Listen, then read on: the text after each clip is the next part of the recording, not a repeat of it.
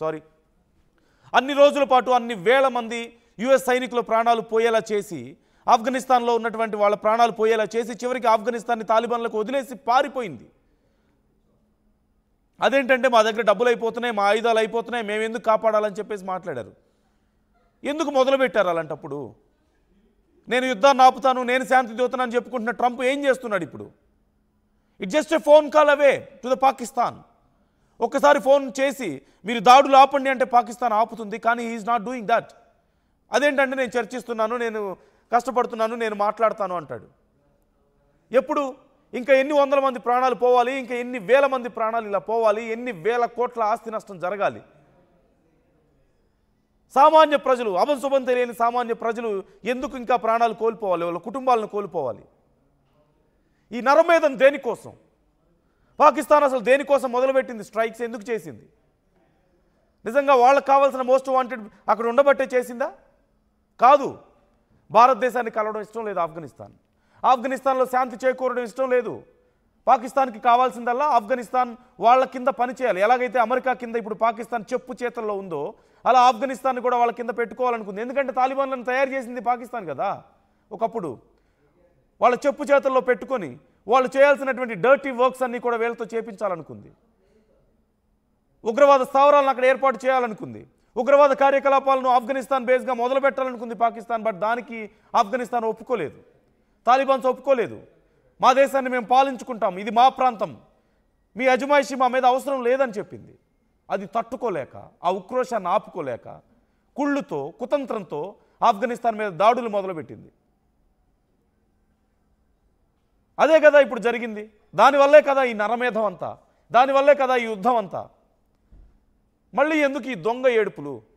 శాంతి కోసం ఎందుకు పరిగెత్తాలి? ఖతార్ దగ్గరికి ఎందుకు వెళ్ళాలి? సౌదీ దగ్గరికి ఎందుకు వెళ్ళాలి? మరి సౌదీ దగ్గరికి నిజంగా డైరెక్ట్గా వెళ్ళి శాంతి కోసమే అడిగేటట్లయితే మాకు మద్దతు ఇవ్వండి యుద్ధంలో ఎందుకు అడిగారు సౌదీని? అంటే కుదిరితే సపోర్ట్ తీసుకోవాలి, అవతల వాళ్ళని నాశనం చేయాలి. కుదరకపోతే మీరు నష్టపోతున్నారని తెలిస్తే అడుక్కోవాలి, మాకు శాంతి కావాలని చెప్పేసి అడుక్కుంటారు. మళ్ళీ అది ఒప్పుకోవడానికి కష్టం. మేము యుద్ధం చేయలేకపోతున్నామని ఒప్పుకోవడానికి కష్టం. ఓ పక్క శాంతి చర్చలు జరుగుతుంటే కాబూల్ మీద దాడులు చేస్తారు. గతంలో సీజ్ ఫైర్ ఒప్పందం కుదిరినప్పుడే భారతదేశం మీద బోర్డర్లో కాల్పులు జరుపుతారు. సిగ్గుమాలిన చర్యలు, నీతి నిజాయితీ లేనటువంటి మనుషులు అక్కడ ఉన్న వాళ్ళందరూ ఉగ్రవాదులు.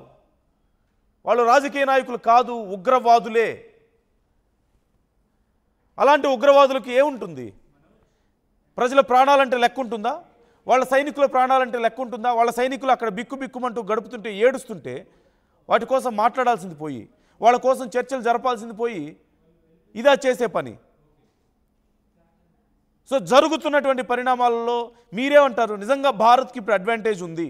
భారత్ కావాలనుకుంటే పాకిస్తాన్ను తుదముట్టించగలుగుతుంది, పాకిస్తాన్ని లేకుండా చేయగలుగుతుంది. ఇప్పుడు మన చేతులకు మట్టి అంటకుండా కేవలం ఆఫ్ఘనిస్తాన్కి కొద్దిగా సపోర్ట్ ఇస్తే చాలు, ఆఫ్ఘనిస్తాన్ అడిగే సపోర్ట్ భారత్ ఇస్తే చాలు, నాశనం చేసేస్తారు పాకిస్తాన్ ఆఫ్ఘనిస్తాన్ వాళ్ళు. కొద్దిగా సపోర్ట్ బలూచిస్తాన్ లిబరేషన్ ఆర్మీకి భారత్ ఇవ్వగలిగితే చాలు, పాకిస్తాన్ సంగతి చూసుకుంటారు. కానీ భారత్ ఆ పని చేయడం లేదు. ఎందుకంటే సామాన్య ప్రజలు కూడా ఇక్కడ నష్టపోతారు కాబట్టి. యుద్ధం అంటే యుద్ధంలాగే చేయాలి కాబట్టి, కుట్రలు కుతంత్రాలతో చేయడం ఇష్టం లేదు కాబట్టి, మనకంటూ ఒక డిగ్నిటీ ఉంది, మనకంటూ ఒక విలువలు ఉన్నాయి కాబట్టి. కానీ సిగ్గులేని పాకిస్తాన్ కొంచెం కూడా బుద్ధి లేకుండా, విలువలు లేకుండా ఎంత దారుణంగా వ్యవహరిస్తుందో ఒకసారి మీరు చూడొచ్చు. ఇవన్నీ ఒకటైతే మళ్ళీ భారతదేశాన్ని వేలెత్తు చూపించడం, ఐక్యరాజ్య సమితి సమావేశాల్లో కూడా భారతదేశాన్ని బ్లేమ్ చేసే ప్రయత్నం చేయడం, తిరిగి మళ్ళీ అక్కడ విలువ పోగొట్టుకోవడం తప్ప ఏమైనా ఉందా? 6-0 6-0 6-0 అనుకుంటూ they టాంటెడ్ us, they trying to taunt us, మనల్ని మానసికంగా ఇబ్బంది పెట్టే ప్రయత్నం చేశారు. చివరికి ఏం జరిగింది? ఎక్కడైనా ఆధారాలు ఉన్నాయా వాళ్ళ దగ్గర? ఈ మధ్యనే కదా మన ఎయిర్ ఫోర్స్ చీఫ్ కానీ ఆర్మీ చీఫ్ కానీ చెప్పారు, ఒకవేళ నిజంగా పాకిస్తాన్ ప్రొవోక్ చేస్తే ఈసారి మధ్యలో ఆపేయం, ఆపరేషన్ సింధూర్ మరొకసారి మొదలైందంటే ఇక ఆగేది ఉండదు, తుదముట్టించేస్తాం పాకిస్తాన్ అని చెప్పేసి మాట్లాడినటువంటి సందర్భం లేదా? ఒకసారి చాలామంది దీని మీద కామెంట్ చేసే ప్రయత్నం చేస్తున్నారు, చాలామంది తమ అభిప్రాయాలను వ్యక్తం చేసే ప్రయత్నం చేస్తున్నారు. కామెంట్స్ కూడా నేను చదువుతాను, మీ అభిప్రాయాలు నాతో పంచుకునే ప్రయత్నం చేయండి.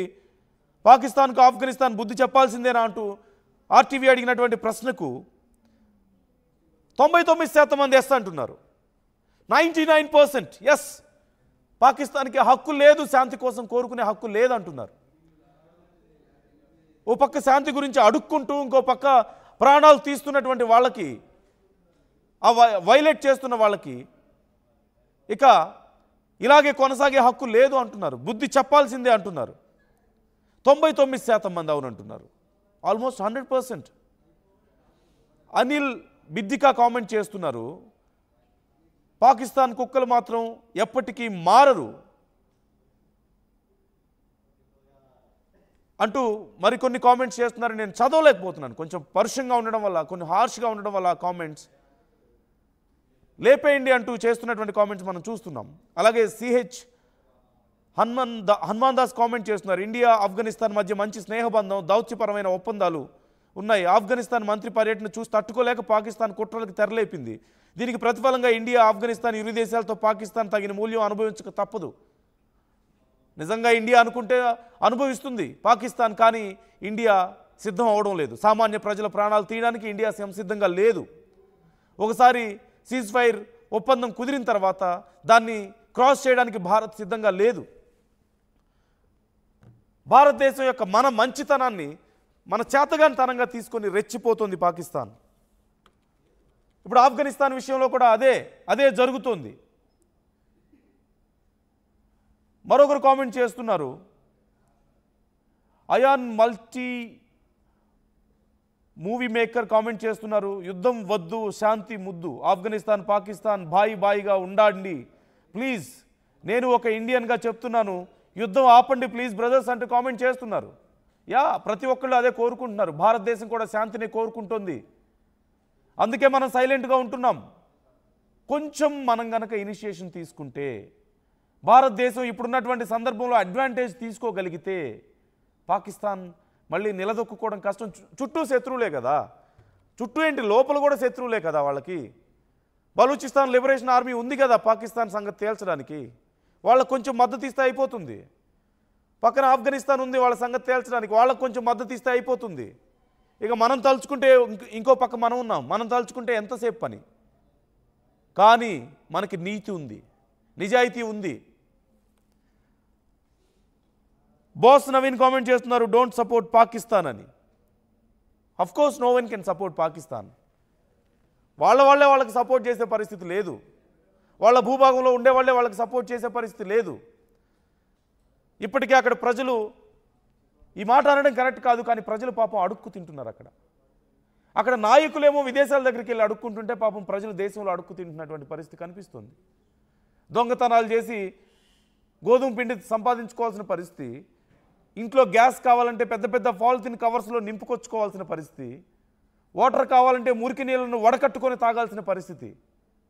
అలా దేశంలో ప్రజలు నానా అవస్థలు పడుతుంటే ఇష్టం వచ్చినట్లుగా యుద్ధాలు చేయడం, డబ్బులు తగలేయడం, వాళ్ళని వీళ్ళని అడుక్కోవడం, అమెరికానో చైనానో అడుక్కొని వాళ్ళు ఇచ్చినటువంటి, వాళ్ళు విధిల్చిన 4 మెతులు తెచ్చుకొని, 4 రూపాయలు తెచ్చుకొని మళ్ళీ వాటిని ఉగ్రవాదులకు ఇవ్వడం. ఇదేనా ఒక దేశాన్ని పాలించే పద్ధతి? అట్లీస్ట్ ఆఫ్ఘనిస్తాన్ చూసి సిగ్గు తెచ్చుకోవాలి పాకిస్తాన్. అఫ్కోర్స్ వాళ్ళు తాలిబన్సే, ఉగ్రవాద సంస్థే అయినప్పటికీ కూడా కనీసం వాళ్ళ దేశాన్ని వాళ్ళు నిలబెట్టుకునే ప్రయత్నం చేస్తున్నారు. భారతదేశం లాంటి దేశాలతో రష్యా లాంటి దేశాలు గుర్తిస్తున్నాయి, భారతదేశం లాంటి దేశాలు గుర్తిస్తున్నాయి. విదేశాంగ శాఖ కార్యాలయాలు ఏర్పాటు చేయడానికి సంసిద్ధం అవుతున్నాయి. అంటే వాళ్ళ దేశాన్ని వాళ్ళు స్ట్రాంగ్గా చేసుకునే ప్రయత్నం, పీస్ఫుల్గా చేసుకునే ప్రయత్నం కొద్దిగా మారుతున్నారు. పూర్తిగా అక్కడ ఉన్న పరిస్థితుల్లో మనం మద్దతు ఇవ్వలేము, కానీ ప్రయత్నాలు జరుగుతున్నాయి. అట్లీస్ట్ మా దేశాన్ని మేము ఏదో ఒకటి చేయాలి, మేమంటూ నిలబడాలనే ప్రయత్నాలు జరుగుతున్నాయి. కానీ మీరేం చేస్తున్నారు? భారతదేశం పాకిస్తాన్ ఒకేసారి కదా ఏర్పడింది. ఏం జరుగుతుంది? పాకిస్తాన్లో పరిస్థితులు ఏంటి, భారతదేశంలో ఉన్నటువంటి పరిస్థితులు ఏంటి? అంతర్జాతీయ వేదికల మీద భారతదేశానికి దక్కుతున్న గౌరవం ఏంటి, పాకిస్తాన్కి దక్కుతున్నటువంటి గౌరవం ఏంటి? అన్ని అవమానాలే కదా పాకిస్తాన్కి దక్కుతుంది, చీత్కారాలే కదా. అయినా సిగ్గు లేకుండా నవ్వుకుంటూ, అడుక్కుంటూ, ప్రాధేయపడుకుంటూ, మళ్ళీ దొంగ దెబ్బలు తీస్తూ, ప్రజల ప్రాణాలు తీస్తూ ఇంకా ఎన్ని రోజులు ఇలా? ఇప్పటికే 100 మంది ప్రాణాలు కోల్పోయారు. ఇప్పటికే పరిస్థితి చాలా దిగజారిపోయింది. ఇకనైనా మేల్కోవాలి. ఇక్కడ పాకిస్తాన్ ఖచ్చితంగా రియలైజ్ అవ్వదు. రియలైజ్ అవ్వడానికి ఏం లేదు, వాళ్ళు మారరు, ఆ బుద్ధి మారదు, ఆ ఉగ్రవాదులు మారరు.